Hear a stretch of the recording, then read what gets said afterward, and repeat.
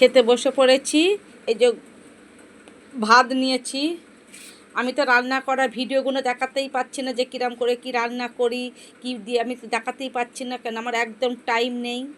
আমি এখন জ্যাগ ম্যাগ করে রান্না করি, সেই জন্য আমি দেখাতে পাচ্ছি না। তা তৈরি করা রান্নাটা দেখাচ্ছি। এখানে হচ্ছে ডাঁটা পোস্ত আর একটু চিচিঙে ছিল দিয়ে দিয়েছি। আর এখানে আছে ডিমের অমলেট, অমলেট করে কারি। আজকে সেরকম কিছু রান্না করিনি, আর ভালো লাগছে না। এমনিতেই দুটো বাড়ি রান্না করা কাজ চলে গেছে, একটা বাড়িতে রান্না করছি। 3,000 টাকা কি হয়? সেরকম ভালো খাওয়া দাওয়া যে করবো, কোথা থেকে টাকা পাবো?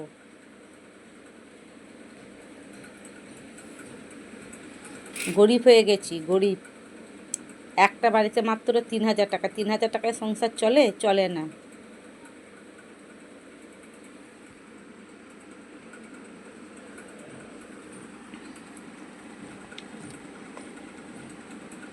যেমন হবে সেরকমই খাবো 3,000 টাকায়।